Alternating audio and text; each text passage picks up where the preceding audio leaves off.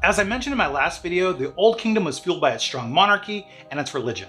These two elements cultivated a mindset that built the Great Pyramids during the 3rd and 4th dynasties, but evidence of both are seen back in the early tombs of the 1st dynasty. For instance, religious iconography like Horus was represented around the tombs of the earliest pharaohs in Abydos. And Abydos is believed to have been where Osiris was buried and resurrected, and eventually everyone wanted to be resurrected like him. So we can see those religious beliefs fueling the funerary practices right from the beginning. At the same time, we're seeing these pharaohs commanding their divine power of monarchy all throughout Egypt. As Professor Wilkinson put it, Egypt's early kings had the power of life and death over their subjects and did not hesitate to use it to demonstrate their authority. To be a member of the common people meant a life of subjugation. To be a member of the king's inner circle meant a life of fear. Neither could have been pleasant. Probably the most egregious use of this power was the human sacrifice of people who made up the pharaoh's court.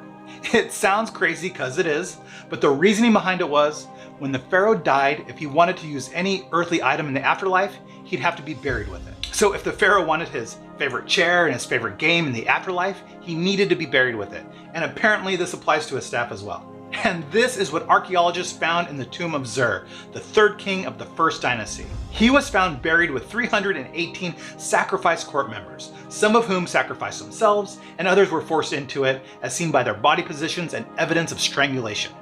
A little gruesome, I know, but I'm highlighting this at the beginning of the video to show how the elements of monarchy, religion, and large grave sites are mixing together from the beginning. And of course, all this culminated to the most famous relic of ancient history, the pyramids. There's evidence that the pre-dynastic burials started with burying the dead in sand pits, and these sand burials would naturally desiccate and preserve a body, or mummify it. The problem with that is they would also be eaten by animals like jackals, so more protection was needed. This necessitated that they dig down beyond the sand and into the bedrock. Then they build mud brick walls around the grave and cover it with a mound on top, representing the primordial hill of creation.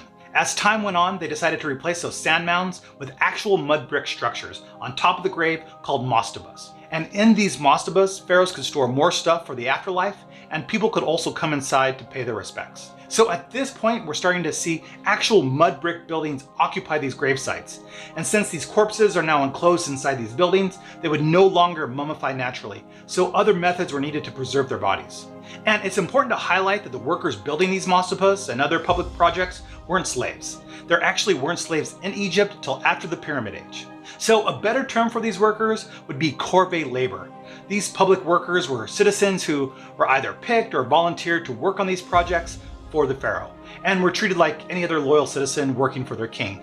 And it was this corvée labor that built the pyramids. Pyramid building started with the first king of the 3rd dynasty, Djoser. He came along and instructed the famous architect Imhotep to build him a mastaba out of stone rather than mud brick. But Imhotep must have had some sort of sophisticated insight into stone building, because he kept stacking smaller mastabas on top of each other until we had the first pyramid ever, the Step Pyramid.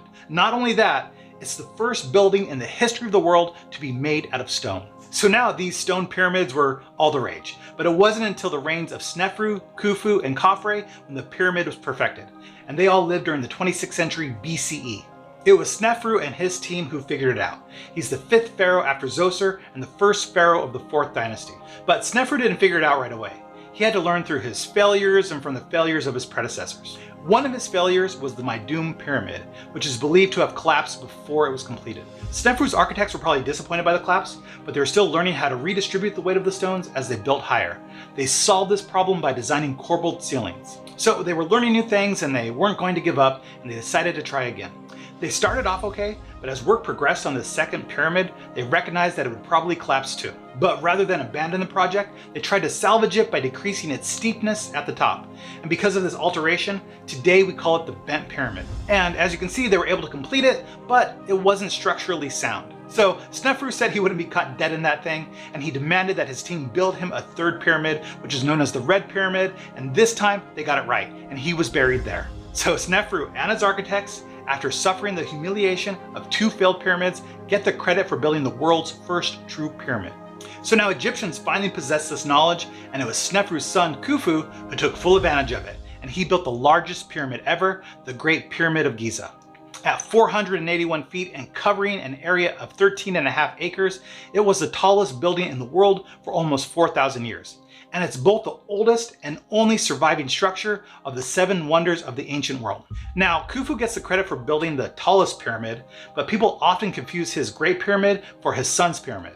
His son Khafre built a pyramid slightly shorter than his dad's, but it actually looks bigger because it's built on higher ground. And an easy way to distinguish between the two is that Khafre's pyramid still has some limestone casing at the top. It also has the famous Sphinx next to its causeway. The Sphinx was created from an outcropping of bedrock that was blocking the initial path of Khafre's causeway that connects the Valley Temple to the Mortuary Temple. And it's important to mention that most of these pyramids I've been discussing were built as part of larger complexes, where it's believed that rituals would take place to mummify the pharaoh, carry him, and place him in his tomb. There were also designated burial plots for his friends and family, as well as places where people could give offerings and pay their respects. So when Khafre was building his causeway, there was a massive stone blocking the path. And instead of digging through the stone or simply leaving it alone and going around it, he decided to carve his likeness into it, but with the body of a lion, that together represented power and wisdom. And to me, the Sphinx symbolizes the beginning of the end of the Pyramid Age, because after it, Khafre's son, Menkaure, built a pyramid too, but it was less than half the size of his dad's. Then Menkaure's son, Shepsefkaf, the last king of the 4th dynasty, built a mastaba instead of a pyramid.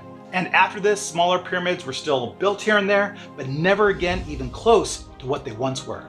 So when people are discussing the pyramids, they're typically discussing these 7 pyramids that I just highlighted.